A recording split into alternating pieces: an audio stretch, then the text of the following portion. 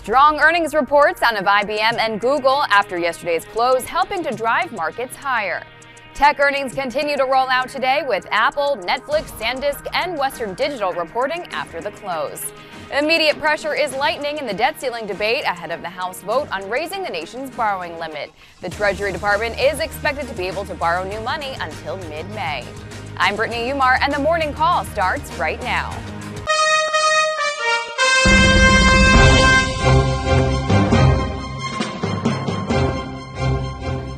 Good morning. My name is Scott Redler, Chief Strategic Officer of T3Live.com. And I'm Brittany Umar, and together we bring you Morning Call. So markets closed at another high yesterday. Today, the House is set to vote on the debt ceiling debate. So how do you think that will impact markets today? I think the bears were hoping that it would have to be a conclusion. Otherwise, the headlines would start, dragging the U.S. through the mud and this and that. And P.S. by them saying, okay, we could resolve this perhaps later, almost closer to May. It's something that's out of the way. Something that's out of the way that markets like to get, situations and milestone type of achievements out of the way. We saw with the fiscal cliff how it went down to the last hour, and that's when the market started to get shaken up. So I think that was something the bears were looking at to give them a potential reprieve from this upside movement. Now, overall, technically, I will say the market's a bit overbought. The RSI is screaming. The oscillator is almost as high as we were back on September 14th, but not quite there yet. But overall, I do think healthy-wise, the market's just trending, but at this level, it's hard to sink your teeth into some of these stocks. So what are the key levels that we should know in the S&P right now? Well, if we take a look at the chart, we'll see this methodical stair-step higher that's been taking place. If you look at the lows here on November that started this new fledgling rally, that red dog reversal, here was your gap. And ever since then, first you had a quick move up to test this downtrend. Then this is when we had the fiscal cliff debate that went to the last hour, and that's why we came off pretty hard into what was New Year's Eve, and then you had your gap up. So here was your nice gap up, and within that gap up, you had your 5 days of digestion to accumulate a lot of positions, which you saw a lot of us do on our virtual trade floor, and from there, we stair-stepped higher all the way to new highs, above that September high, still above the 8-day moving average. So if you take a closer look here, you will see that, I would say every time we've gotten above a level, we did some work above it. So support right now, I would say, is 147.98, or even a little bit more micro is about 148.50, which was where we broke above yesterday. So if we're going to be in the same trend, I think we hold above 148.50, and then at some point we try and take out yesterday's high, which was 149.13. Then ultimately that'll get us to 150, which I believe is the psychological point or milestone this time around. That's 1,500 in the S&P. Well, let's review some of the highlights in earnings that we've had come out yesterday before we set the calendar for what we have in store today. IBM and Google both higher after impressing yesterday. Let's start with IBM. What are your thoughts right now? Well, IBM beat on the top line, and a lot of people, including me, were a little concerned of their exposure to Europe, their exposure to the public sector type market, and overall, it was another very strong report. Last quarter they missed, had a huge gap down. It's been lagging the market this entire run. So there was some technical signs that perhaps maybe there was a reason for it, and then lo and behold, boom, up 4.5%. So here's the thing. If you're long IBM and you've just been holding it and you held your nose, went underwater, and you've been in it for years, congratulations. You're still involved and it's looking much better. If you got out of it, because of the earnings in front and you didn't take an options play, you have to wait for the right setup. So if you look here at the chart of IBM, you will see, this was the lower level base that's been put in place ever since IBM missed the report last time. So it's almost the opposite. Last time, if you didn't want to take it short into the report, you saw this gap down, and this was your time to sell it, okay, because you had this big gap that was unfilled that created downside pressure. So you had from 198 all the way to the bottom, which was about 13 points, down to 184. So this is the opposite. Right now we're gapping up into resistance, which is partial gap fill. So see if it can go sideways and create some type of open gap here. Okay, and then once you get a few days of sideways consolidation showing you that this gap's going to hold, if that's the case, then when it crosses above that high, that's when you get involved for what could be a move to new highs. But overall, sometimes they try and sell it down. So my rule on earnings is this, Britt. If you come in and you're not involved, don't trade it the first 15 to 30 minutes. Maybe sometimes it puts a quick high in and you want to short verse that high to see how much of the gap it fills. That's one way to do it. Or, you let it come in, put in like a 15-minute pivot low, then it comes off that low, you buy versus that low, and that's your area, and then see where it works out for the day. But typically this trade is very noisy in the first few sessions, and then you get your trade 3 to 4 sessions after, once you figure out if that gap up holds, if that momentum stays there. Okay, so obviously you'll be employing that strategy a lot today, but what about Google, which also impressed yesterday and is higher after reporting? Well, same type of scenario, same type of strategy for Google. Okay, it's gapping up 4.5%. It's gapping up into resistance. It's good to see that their core business is getting a bit stronger. The seasonality has to play a little bit, but overall it was a solid report. This high beta name hasn't been acting the best, but it's not too far off the highs. This was last quarter. This was your wide range bar down. If you look here too, this was your earnings to the downside. There should have been a big gap here, which there wasn't because it happened intraday. And then from there, it continued to the downside. So right now, it's gapping up in front of this 740. There will be some people who try and short this open. Say, I'm going to short it versus this 742 to 745. I think it's a little bit lower than that now. And, see how much of the gap comes in.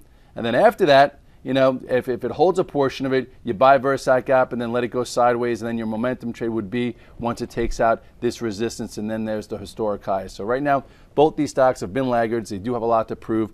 Let's see how much of their earnings pro gap it holds, and that'll give us some indications on where it could potentially trade to in the future, and that'll give us also points of reference.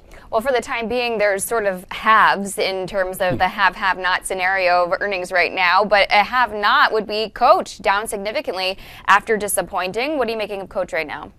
Well, this one started to come off the lows, and they started to give a pass to some of these luxury retailers, but then every now and then you have to pay the piper, and it's down, what, I think 15% after earnings. So the same way you don't want to just sell it down as much as it is, same way you can't buy it on a good earnings report yet. You got to see how it acts. And if you look at the chart here, you will see, look at the highs here back in, what was this, last April, May. We are well below it. So sometimes it's okay to play a laggard type play, but they're there also for a reason. And this one has been a laggard play, and unfortunately, it started to look a little bit better. But this is why, for me, I take risk as premium paid. For some people who just bought the stock who said, oh, it's going to clear this level, it took out the 200-day, boom, you now have a quick decision to make as it's right around 50.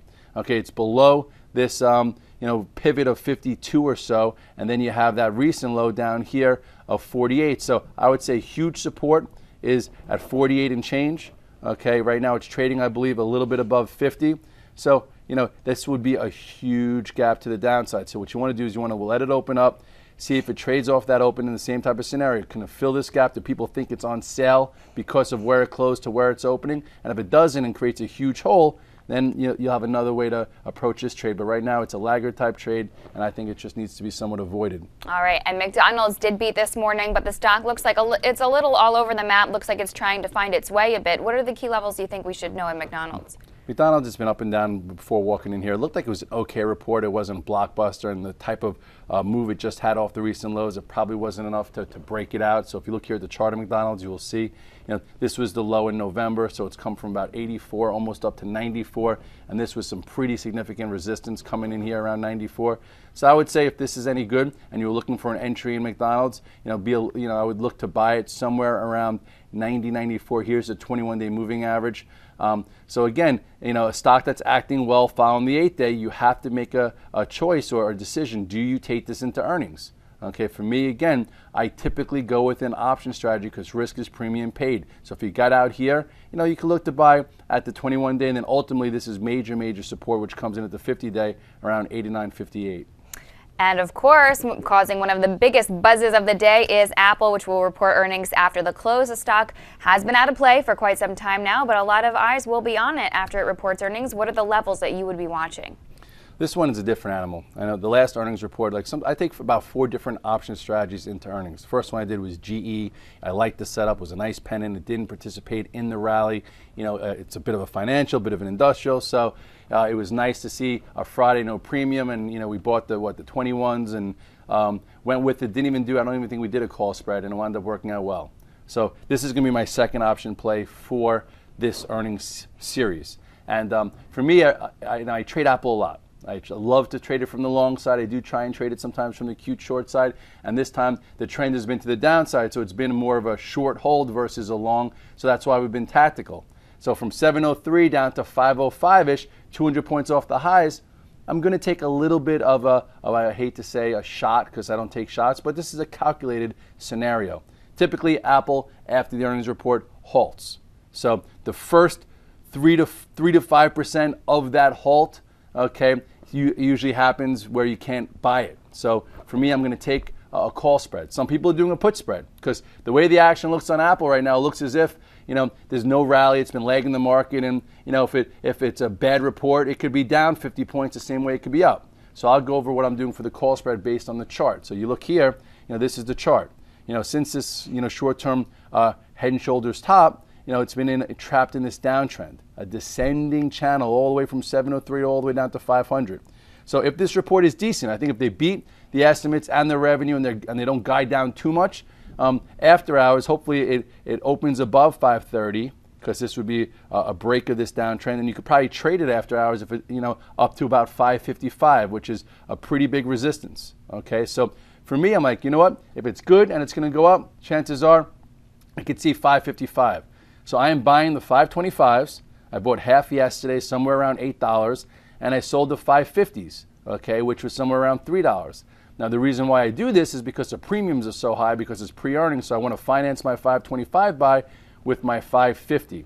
So with that said, Brittany, right there, my cost is about $5. So I'm risking 5, and then from 525 to 550, because that's where it caps me out, is a $25 middle. So 5 from 25 gives you a 20-point potential gain on this option strategy. So in order for me to take an option strategy where I could lose everything, I like to have like a 1 to 4 type of scenario.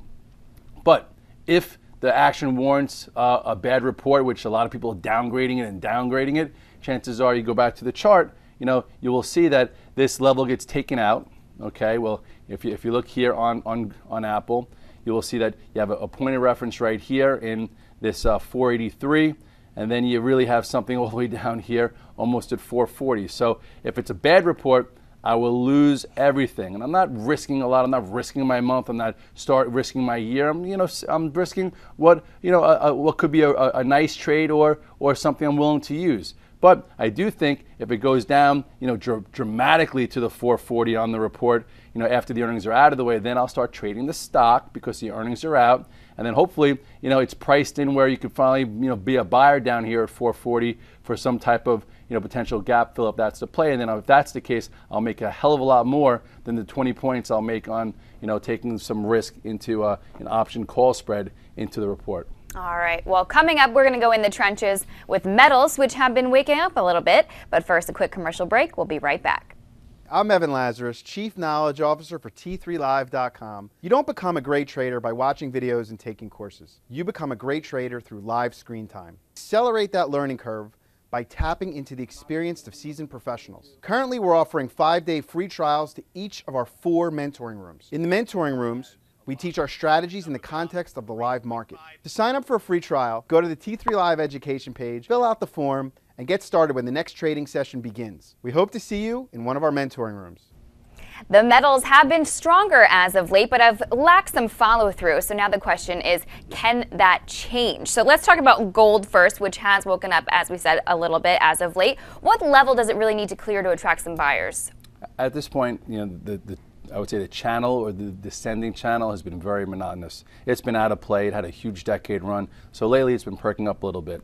And for me, I was like, okay, I'll get a little bit involved. It'll be one of my multiple positions. There are a lot of people out there saying gold's going to 2,000, it's going to 2,250, it could go even more. You have the currency wars. You have what's going on with the Bank of Japan devaluating the yen. People getting upset. Germany saying, I want my gold back. So I figured there's enough buzz around it that maybe the action would get better. So if you look at the chart here, which is what I ultimately look at, you see this nice descending channel, okay, which could break to the upside. When a trend changes, it's very exciting, especially if you catch it on the beginning. So right here, you have a series of high, lower high, lower high. So here we go and take a closer look at this descending channel, and you will see that it is getting a little bit, it's getting close. But what happens here is this is resistance. And if you try and cheat and get involved with it too much before it breaks above and closes above with some type of authority, you can get chopped up. So I've been involved in, I think, the GLD somewhere in here. for this to get any kind of power, it's going to have to break and close above this 164.40, and that would be just one step in the process. And then you have your moving average right here, and then you have to then clear this high, and then you have to clear the 1800 an ounce, which if you look back on a macro level, people are saying it's going to make new all-time historic highs. So what it's going to have to do that is A, clear this descending channel and get above 164.40. Then at some point it's going to have to get above 170 and then get above this area, which I do believe is somewhere around 173. So I'm going to take it step by step. This would be step 1, step 2, step 3, and then there's those historic highs. You go to the monthly chart real quickly on gold and you will see a lot of guys are saying, the action isn't faulty, it's not lagging, it's just pausing after a huge move from 2005 all the way up to the historic highs we saw back here in 2011. So ultimately, you have a nice long channel here, but sometimes these channels just go and go and go. But if it does start to go sooner, because you never know when it's going to resolve, it's going to have to clear this inside descending channel to get on its way and get in motion. Now, silver had a small gain yesterday of about 1%. It did reclaim its 50-day. This has been in an uptrend since about January 4th, so can that continue? I think they're both going together. Lately, there's been more percentage gains in silver. People are thinking there's like a manufacturing value to silver that gold doesn't have, or it's just easier to buy because it's a lower price and it's got some liquidity there. But who knows? At this point, you can either trade both or choose one. If you recall back last year, over the summer, go to the chart of silver. I chose silver versus gold, and I was right here. Remember when silver had this really nice breakout trade? It actually traded a day before gold, and then from there I think we trailed it pretty nicely. It followed the 8-day, then once it finally broke below the 21-day, this is when silver lost its momentum last year. Since then, methodically came to the downside. It hasn't been as clean or as tight, so I did not go with it. I guess you could have been a buyer of silver once it crossed this 30.50, and as of now it's making its way. So here you have a downtrend in silver also. It comes in around 32, and then you have those prior highs, which was like 173 in GLD that fell. That's 34. So ultimately, you do have some room if it wants to continue to float upwards to about 32, and then this will be a big level that silver has to contend with. All right, time for some quick hits here. Facebook back in motion yesterday. The stock closed at about 3.6%. Is continuation in store today? We shall see. Yesterday, after 4 down days, the events behind us, a lot of guys caught the trade. I was actually busy and I missed it. I was trying to get 28.60. So, if you try and be perfect, sometimes you miss it. At this point, I'm going to look for a way in. And if you go to the chart, it did, reclaim the 8-day. It's above the 21-day. It closed strong. So for it to get in more motion, it's going to have to trade about 30.89. But this is back on the map. And very bullish action out of Goldman Sachs yesterday, closed at highs. Would you wait for a pullback to get involved, and at what level? Yeah, at this point, we talked about a core trade about 121. There was even a good trade after earnings when it gapped up. I remember it was up $4 or $5 intraday. You had an entry if you didn't take it into earnings. And then since then, you look at this chart, it's just been explosive to the upside. Here is 121. Here is after earnings, and look where the 8-day is. It's all the way up here. Guys are getting hurt trying to short it. I wouldn't say short it unless you see some type of 80-20 trade around 146.28, and that would only be a cute short. But ultimately, pull back to the 8-day or the 21-day would be somewhere where I would look to buy it. As of right now, you just have to say I missed it, and let me learn how to get involved the next time. It was a very nice move for those in Goldman. Now, what about Bank of America? The stock climbed 2% yesterday. It's still below its 8 and 21-day, so will we see it try to reclaim them?